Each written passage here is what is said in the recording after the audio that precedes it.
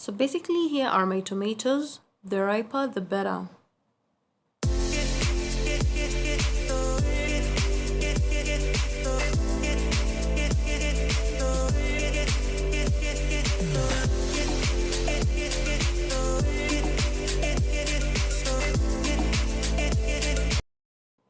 Clean and ready. So now I'm fixing my food processor so that I can use it to grind the tomatoes. If you don't have a food processor, you can use a manual method whereby you'll be forced to use a bowl and a sieve, and you will grind the tomatoes using your hands, like you will squeeze them through the sieve. It is not advisable to use a blender.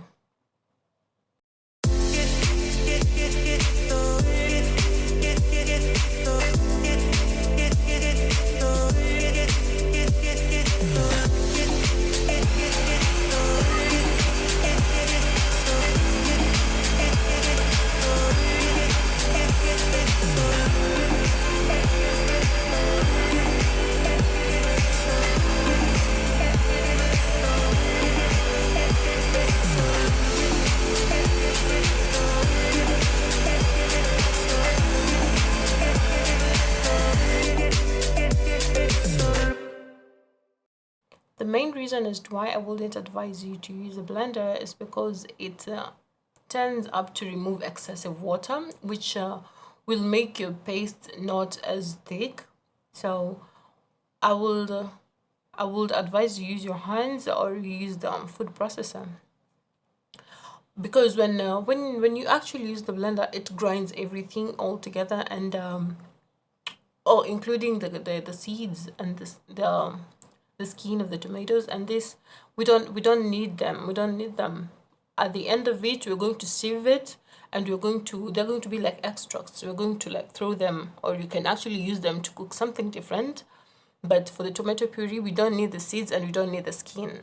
So now we're going to sieve our tomato paste so that we can remain with the puree.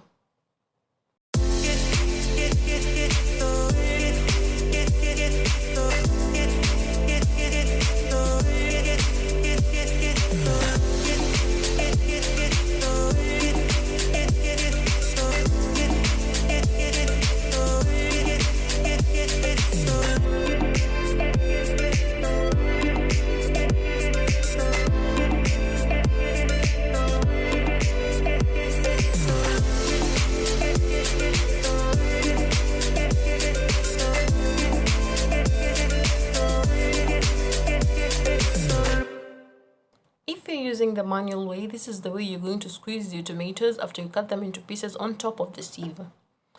It could be a bit tiresome, but the results will be actually more better than this one, because probably I might have ground some skin and some seeds, so I actually prefer this manual way. I'd also recommend that you use the ripest tomatoes because it will be easier for you to squeeze them through the sieve.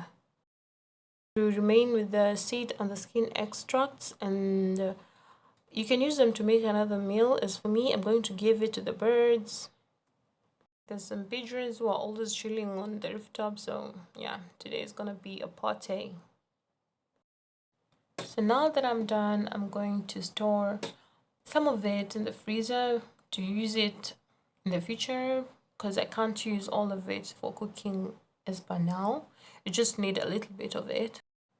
And did I mention how this puree actually makes some really nice spaghetti, like the Italian way, you know, Italia, because you actually get to feel the oomph of the tomatoes. It has both a sweet, sour, savory taste. So there you go, guys. That's how you make your homemade tomato puree. I'm going to store this in the freezer to use it on the next meal preparation.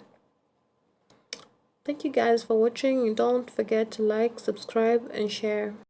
Let me take this to my birds.